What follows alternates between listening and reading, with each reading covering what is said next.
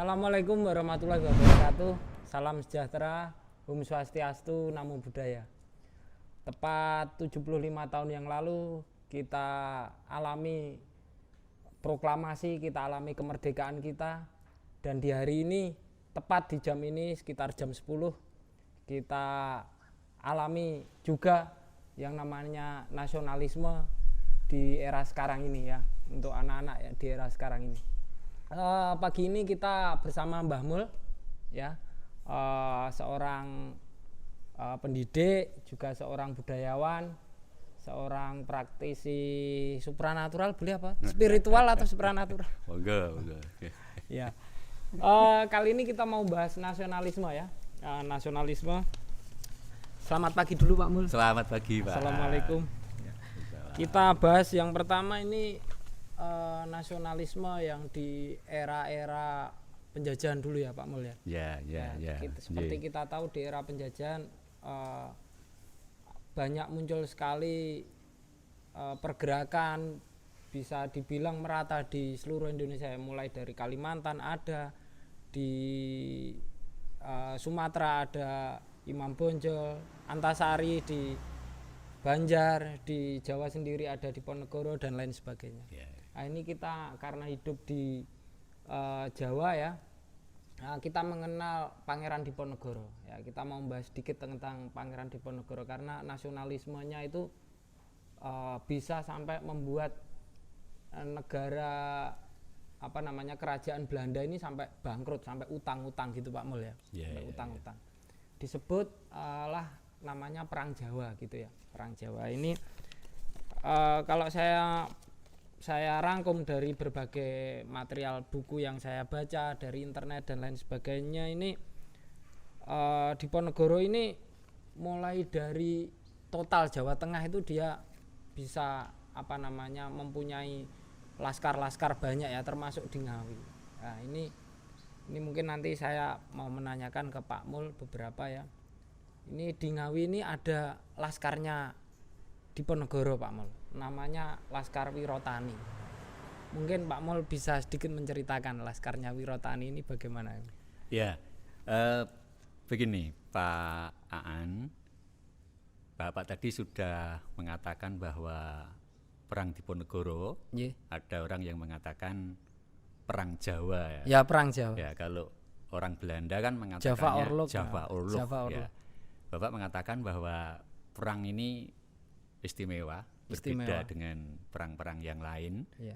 Bapak juga mengatakan menghabiskan biaya yang luar biasa. Ya, sampai utang-utang. Iya. Ya, ini memang keistimewaan atau perbedaan Diponegoro dengan pejuang atau pahlawan yang lain ya. Kita tahu bahwa Diponegoro ini pertama, beliau ini kan putra seorang sultan. Iya. Ya. Dari asli keluarga kerajaan dari Ningrat juga. Sultan itu kan raja atau pemimpin kerajaan Islam. Oh iya. Iya toh? Ya, pada waktu itu. Beliau adalah putra dari Hamengkubuwono III. Jelas. Putra nggih. Ya, putra Hamengkubuwono III. Jadi ada darah keturunan ya, walaupun juga. Diponegoro ini ibunya putra Sultan Hamengkubuwono III, namun dari ibu selir. Ibu selir. Kita tahu bahwa orang zaman dulu kalau menjadi raja begitu mesti punya selir yang sekian ya. Karena genetika raja harus kita turunkan banyak. Ya, pertama itu ya. Dia dari keturunan, kalau orang sekarang mengatakan darah biru. Darah biru. Yang kedua, beliau ini walaupun anak sultan tapi tidak pernah singgah atau tidak pernah dididik di dalam keraton. Ya, bahkan ke masyarakat akan mempengaruhi ke desa-desa, ke kehidupan selanjutnya. Ya. Dan beliau sejak kecil dididik, diasuh oleh Mbah Yutnya, yaitu istri daripada Hamengkubuwono yang pertama. Jadi beliau kan ikut Mbah Yutnya. Satu itu ya, kedua itu. Yang ketiga, Diponegoro ini kan orangnya sejak kecil walaupun anak sultan keluarga kerajaan, sangat bermasyarakat, pandai sekali bergaul. Beliau tidak memandang itu siapa, enggak memandang, pandai sekali bergaul. Kalau orang Jawa mengatakan ajur-ajir, artinya bisa bergaul dengan siapapun, tingkatan apapun, kalangan apapun. Akhirnya lengkap sekali. Bisa sama kesatria-kesatria nalendro sakit. Iya. Maka lengkap sekali pribadi beliau ini, lengkap sekali. Hingga Bapak mengatakan tadi memiliki suatu laskar Wirontani. Jadi terkenal Wirontani ini bukan nama orang sebenarnya. Iya, laskar. Ya, ini nama laskar, nama pasukan apa ya? Kalau zaman dulu namanya dedemitan. Jadi mungkin kalau kita pakai bahasa Inggris gerilya. Gerilya. Kalau bahasanya pada waktu itu memang perang dedemitan. Ya, jadi ngajar perang itu pada waktu senja. Karena kalau orang Belanda itu saya dengar itu kalau senja itu malam rabun dia. Jadi nyerangnya malam, terus kondisi dia nggak ngerti, terus setelah nyerang kocar-kacir lari masuk ke hutan lagi. Itu disebut dengan strategi perangnya dedemitan oleh laskarnya Wirotani. Jadi saya lanjutkan sedikit kenapa beliau ini punya strategi pasukan itu dia atau laskar dedemitan ya. Tidak seperti pahlawan-pahlawan atau pejuang-pejuang lain, saya kira tak selengkap Diponegoro memang. Karena dari latar belakangnya tadi seperti itu, lengkap sekali. Kemudian ada lagi Pak yang tidak dipunyai oleh pejuang atau pahlawan lain, ini Diponegoro itu sewaktu di Tegalrejo ikut Mbahyutnya tadi ya kan, dia tidak di Kesultanan. Tanahnya diterak mau dibangun ya. Itu beliau ini sering atau biasa membagi-bagikan, kalau orang sekarang mungkin mengatakan sodakoh ya. Ya kalau orang zaman sekarang Jumat berkah gitu. Loman ya kalau orang loman. Diponegoro ini loman. Diponegoro ini loman. Bahkan yang diberikan kepada lingkungan itu tidak hanya makanan minuman. Bapak bayangkan, emas-emasan, harta karun mas-mas, itu pun diberikan. Luar biasa. Lah makanya dari semua kalangan, di semua tingkatan, baik dari yang kecil sampai yang tua, semua kenal Diponegoro. Semua kenal Diponegoro.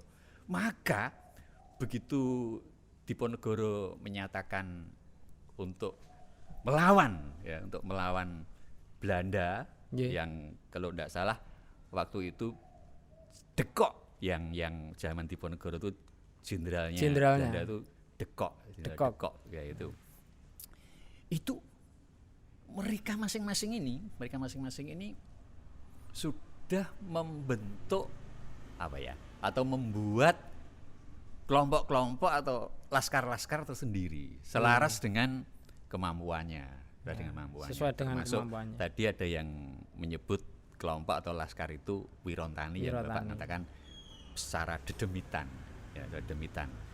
Ya sebenarnya kenapa disebut Wirontani? Kata tani ini sudah jelas bahwa ini dari unsur petani. Nah, unsur petani. Jadi ada pasukan petaninya. Maka perang Diponegoro itu perang terpanjang sampai 5 tahun. Sampai 5 tahun. Nah, kalau perang 5 tahun itu logistik, makanan dan sebagainya saya nggak bisa terbayangkan kalau sekarang kita mau perang oleh petani ini. Bapak bayangkan petani itu menanam padi Padi itu kalau padi zaman dulu kan sekitar 4 bulan Pak ya. Kalau sekarang 3 bulan panen. 4 bulan lebih dulu itu. Jadi kalau waktu petani ini mengerjakan sawah, tidak ada perang itu, tidak ada perang yang seperti tidak ada perang. Ya.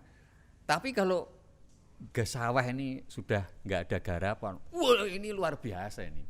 Yang maka sampai dia membuat laskar Wirontani, termasuk Bapak katakan hingga di wilayah Ngawi. Memang. Ya di wilayah Ngawi. Dan khas daripada laskar Wirontani itu kerjanya seperti siluman mungkin ya. Kalau Amerika punya stealth ya, Diponegoro punya siluman, punya dedemitan. Ya. Tiba-tiba menyerang terus hilang ke dalam hutan. Di Belanda tuh ya walaupun di Ngawi waktu itu ya cukup ratusan prajurit Belanda, cara Jawane jegek dia ngerasake Laskar Wirontani ini seolah-olah bisa menghilang. Ya dengar-dengar malah itu akses jalan Solo Surabaya ditutup sama Laskar Wirontani. Akses layar di Bengawan Solo juga ditutup. Saking kuatnya mereka. Jadi Belanda sendiri juga kebingungan. Ya. Lah, mungkin Pak yang bisa kita ambil di zaman sekarang Pak ya. Di kenapa kok sampai Diponegoro seperti itu punya pasukan yang beraneka ragam. Itu belum yang kelompok ulama. Iya, belum yang kelompok ulama itu. Kita tahu bahwa mbah buyutnya, eyang buyutnya Diponegoro ini mendidik Diponegoro Al-Quran hadis itu lengkap beliau itu. Diponegoro juga belajar kejawen lengkap lah. Jadi ada pasukan tani, ada pasukan ulama seperti Sentot Prawiro Dirjo itu anak buahnya Kiai Mojo jelas itu mungkin banyak orang kenal ini. Ini juga kaum ini. Belum beliau juga didukung oleh prajurit keraton, walaupun prajurit keraton ini diperintah secara diam-diam oleh pihak keraton. Artinya dia punya prajurit yang memang betul prajurit, artinya terampil untuk berperang, Jadi lengkap. Nah, Bapak yang sebut yang di Ngawi, yang Wirontani, Pak ya. Kalangan waktu itu turun temurun hingga sekarang bahwa prajurit Wirontani ini seolah-olah bisa menghilang. Seolah-olah hilang. Ya, Pak. Seolah-olah bisa menghilang. Kadang-kadang tiba-tiba membakar sesuatu, tiba-tiba hilang. Cybernya. Kamu kalau 5 tahun itu perang cybernya sehingga Belanda itu merasa terdesak dengan cyber itu. Iya. Nah, sekarang Pak, yang bisa kita ambil bila kita ini, saya tidak mengatakan siapa-siapa, kita gitu aja. Saya tidak mengatakan. Ini terhadap nasionalisme yang mau kita bahas ini, Pak Mulya. Jadi kalau kita ini mau meniru cara bergaul atau mungkin model pendidikan, kita mau meniru Diponegoro, saya kira Indonesia ini akan jauh lebih disegani lagi oleh bangsa-bangsa lain. Anda bayangkan abad 19 kan Pak itu abad 19. 1800 sekian ya Pak ya. 1925 30 ya Pak ya. Kan sebelumnya jelas Diponegoro sudah bergaul dengan masyarakat begitu dekatnya dekatnya. Bukan karena apa Pak? Zaman sekarang bukan karena pencitraan, bukan karena andekan katakanlah kita yang hidup di zaman sekarang ini mau belajar sejarah Diponegoro. Kadang sama anak-anak juga terutama literaturnya kurang. Terutama kehidupan beliau kehidupan beliau dari masa kecil hingga tahun 1825 akhirnya mengangkat senjata untuk mengusir, menasbihkan untuk perang lawan company. Ini kita patut meniru. Artinya kita dalam bergaul, kalau tadi saya mengatakan di ajaran Jawa itu ada ajur-ajir, artinya bisa untuk bergaul dengan siapa saja dalam pengertian bisa menjaga diri. Artinya kalau kita bergaul dengan pencuri kok lantas kita menjadi pencuri, bukan begitu, bukan begitu. Tidak sekonyong-konyong seperti itu. Tapi mudah-mudahan Bapak jangan khawatir kalau Bapak bergaul dengan saya bisa meniru saya, gitu itulah gitu. Jadi ini lah akhirnya karena Diponegoro ini sejak kecil dididik seperti itu, akhirnya menjadi kepribadiannya yang seperti itu, akhirnya semua lapisan mendukung sampai ada pasukan yang seperti tadi. Maka apa? Membelanya nasionalismenya tadi. Membelanya tadi, nasionalismenya tadi, mencintainya tadi. Ini ganda, Pak. Ini double, ganda, Pak, mencintai. Iya, double. Kalau anak zaman sekarang double kill gitu. Double. Jadi saya yakin andaikan ini bukan Diponegoro, tak seperti itu, Pak. Saya kira enggak ada Wirontani. Artinya seorang tokoh atau seorang pemimpin ini tetap mempengaruhi. terpengaruhi yang dipimpin. Andaikan negeri kita ini dipimpin oleh seorang presiden, ini akan mempengaruhi jelas ini. Nah, contoh yang sederhana tadi Diponegoro. Ya, kalau dia tidak tahu Diponegoro itu seperti tidak mungkin Pak. Dia mau membela tidak mungkin. Tapi itu kan Pak Mul, kalau anak zaman sekarang untuk memahami nasionalisme di eranya Diponegoro yang memang secara fisik mereka bisa untuk mengangkat senjata dan bergerilya dan berperang, itu anak-anak yang era sekarang itu membaca nasionalisme seperti itu tuh tentunya ironik kalau di zaman sekarang gitu ya. Maksudnya kalau zaman sekarang memang anak-anak tidak dalam masa tersebut. Nah ini kan di era digital, di era sosial media ini kan anak-anak kan dasar nasionalismenya ini meredup. Meredup, jenengan ngerasakan meredup ngoten nggih. Di anak-anak nggih. Apalagi di era-era akhir digital ini orang itu seperti tiap individu itu bisa membuat dirinya merasa paling benar. Bahkan di sosial media yang dia berhadapan secara langsung dengan masyarakat banyak, misalkan di Facebook, di Instagram dan lain sebagainya, dia itu anak zaman sekarang nggak bisa seperti era mereka gitu ya. Dia ngomong kalau di sosial media saya yang paling benar, sehingga muncul eksklusif, muncul intoleran. Ini rumus turunannya kan banyak Pak Mul. Intoleran, provokatif. Nah ini kalau anak-anak yang era sekarang tidak dilandasi nasionalisme, saya rasa ini jadi bom waktu.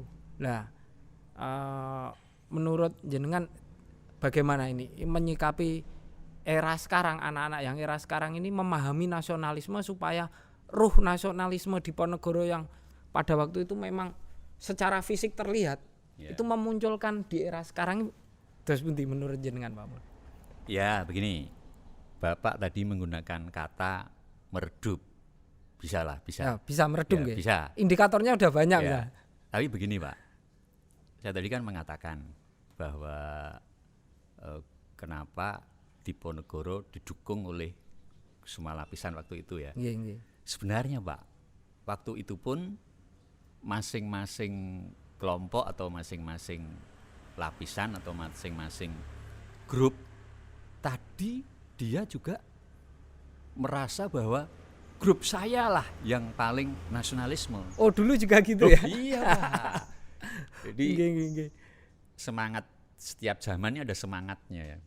Kalau orang Jerman kan mengatakan Zeitgeist ya, spirit of time. Jadi setiap zamannya ada semangatnya.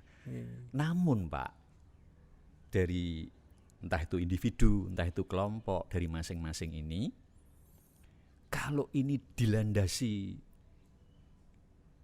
landasan yang sama, walaupun dengan cara yang berbeda, tujuannya kan sama Pak, dengan caranya yang berbeda. Unsur berbeda, unsur berbeda, orangnya berbeda, kasih dulu landasan dulu ya. Iya. Ini paling tidak ini mendasari. Iya, dasari. Namun setiap individu atau setiap kelompok tadi pasti dalam dirinya, dalam kelompoknya mengatakan ini yang paling berhasil untuk mengusir Belanda. Ini yang paling berhasil untuk mengusir De Kock, Jenderal De Kock. Wajar Pak. Sampai sekarang. Berarti pada waktu itu juga ada seperti itu. Pak. Misalkan seperti Imam Bonjol perang Padri di sana, dia kan aliran kanan banget ya Islamnya pada waktu itu. Namun sekali lagi Pak, sampai Bapak pendidikan kita, karena kita di dunia pendidikan ya. Engarso Sung Tulodo ya. Dalam hal ini Engarsonya siapa? Diponegoro. Diponegoro yang di depannya ya. Iya, menjadi toladan, artinya menjadi toladan. Karena semua lapisan tadi tahu, oh Diponegoro seperti itu, saya mesti seperti ini. Nah, kalau di era sekarang ini kita semua ini tahu Engarsonya di depannya ini seperti apa perbuatannya, apa yang dilakukan. saya kira bisa seperti zamannya Diponegoro dalam pengertian berbeda. Ya. Dalam pengertian berbeda. Lah, begini Pak. Bapak mengatakan tadi tentang zaman sekarang. Kita ini sebenarnya bicara sejarah ini sebenarnya Pak ya. Bapak tahu Pak bahwa sejarah di pendidikan ini, di pendidikan kita Indonesia ini sudah lama Pak tidak masuk dalam ujian Pak. Pelajaran sejarah ya? Iya Pak, tidak masuk dalam ujian Pak. Saya jadi guru sejak tahun 1985. Ya, sekarang ini yang tiga, sekarang ini tiga. Ya, matematika, bahasa Indonesia, masuk ujian bahasa Inggris. Itu. Ya. Bagian daripada IPS, ilmu pengetahuan sosial. Termasuk Eptanas maksudnya. Oh iya. Ya. Berapa lama Bapak juga tahu saya kira. Udah masuk. Mau jadi apa saya ini? Mau jadi apa kita? Generasi muda. Enggak tahu sejarah. Sejarah itu pohon kehidupan. Kata Bung Karno, jangan sekali-kali meninggalkan sejarah.